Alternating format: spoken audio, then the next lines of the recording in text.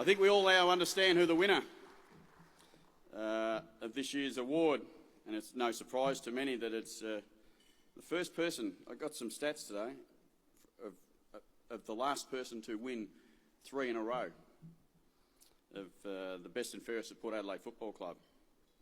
That man was obviously a bloody good player, because the bloke that's won 3 in a row now is a star. Robbie Gray is the first person since a former captain, Harry Tick Phillips. And can everyone remember how Harry played? He won 3 consecutive best and fairest. Give you some context to how that sounds and what that actually means to have a 3 in a row B&F winner. When Harry won his 3rd straight B&F in 1893, our football club was wearing the magenta jerseys. The ball was round. There were no behinds counted in the score. And we got around in a horse-drawn carriage. And Australia didn't even exist as a country. And we've got our most recent 3-time winner of the John Cahill medal, Robbie Gray. Brilliant play by Robbie Gray. Just needs to find the footy now. Now it's all about the bouncers. Tough for Chad, better for Gray. We'll end up with Gray. Gray can finish, and he does. Plays only for the footy. Accelerated through the curve. Gave it to the star, Robbie Gray, who kicks a goal. Even to full forward. 1-on-1. Gray's a beauty. That's a good move. Robbie Gray did brilliantly to Archie. Archie, yes! Lever from Thompson. Lynch kicked a couple, finds himself defending Gray. The look away, brilliant. Goes toward the square. Brown's got 2 to beat. He left it for Robbie Gray. Tried to shake him. Does shake him. Opens it up. And kicks a miracle goal. He's a freak. Aim on. Gray, does he get onto the end of it and kick his second? He does. And I reckon he gets the 3 Brownlow votes now.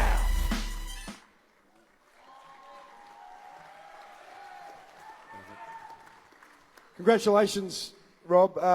As we can tell from that, we have to go back, well more than a century to find someone that has strung 3 in a row in this club. And I know it probably doesn't mean much to you given the way that the team has finished, certainly in the past couple of years, but it is a wonderful achievement. And do you take that on and really recognise that within yourself, or is it still all team in your head?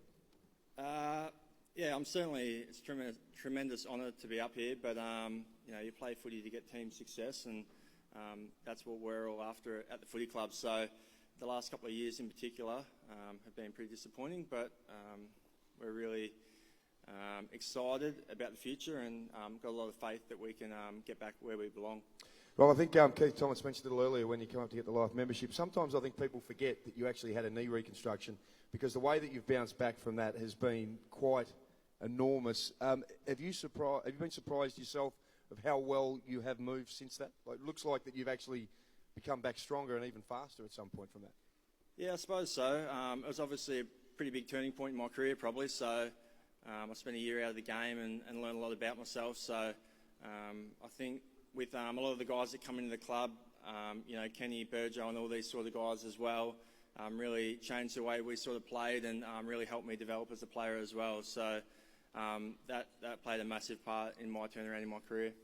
You said, obviously you've been here for 10 years, as we found out before, and Travis Boak said that you wouldn't speak to him on the plane, but then we found out that Travis wouldn't speak to Anthony Beamans, who obviously goes out with the sister for the first year. So is that unfair that he's thrown you under the bus there when it sounds like he's the unsociable one? Yeah, definitely. He had a Geelong Falcons teammate in Ryan Williams who got drafted as well with us. So he was just hanging out with him on the plane. I was just sitting over there on the aisle, on the window seat, shall I say, just minding my own business and trying to strike up conversation, but didn't go that well. He gave you nothing?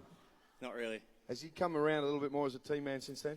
Yeah, obviously, like you said, we're best mates now. I lived with him for quite a few years. I rented off him and was paying his bills and paying off his mortgage. So I've looked after him, but great mates now, and along with the other boys that were up here before, just built up a really strong friendship, which has been good. Well done, Robbie. You sound like the bigger person in that situation.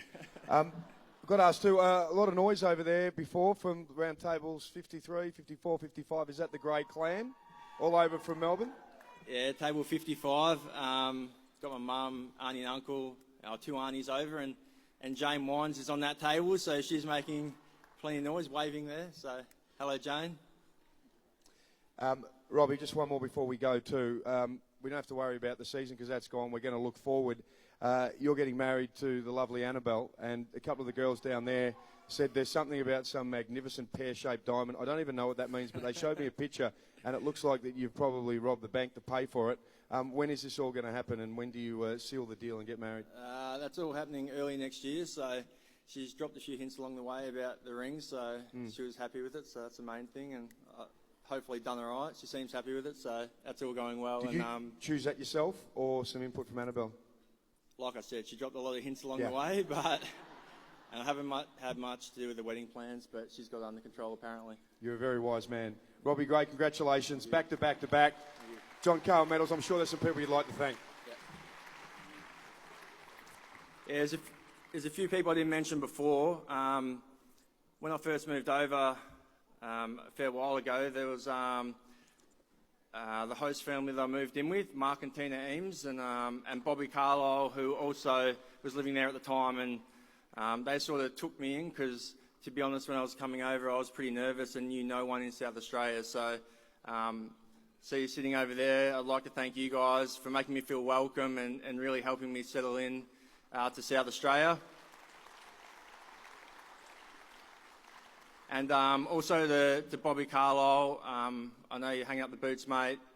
Tremendous career you've had, and just one of the really good blokes of our footy club. You'd do anything for anyone, so I know you'll do well at whatever you decide to do next, and I'd just like to wish you all the best and thank you for everything you've done. I'll thank my family again. They've just been massive throughout my life, so to my mother, my sisters Kate and Kelly, who are back in Melbourne, my aunties and uncles, my cousins, all my relatives, I'd like to thank you very much. To my fiancée Annabelle, again, thank you very much. Give you another mention, so you'll be happy with that. No, seriously, really grateful for everything you do for me. And just lastly, to our fans and supporters for sticking by us. I know it hasn't been the best 2 years, but I can guarantee you the players, the coaches and everyone involved in the footy club aren't happy with where we're at the moment, and we'll do everything that we can to turn it around. So thank you for sticking by us, and we'll see you next year. Thank you. Congratulations to Robbie Gray. Can I please ask everyone here on the stage, come forward, guys, all of you there.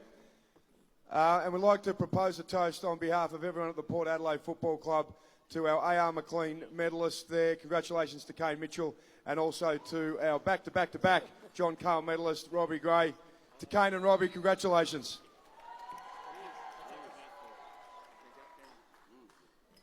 Well done, guys. A big thank you to everyone for coming along tonight. A wonderful turnout, I think.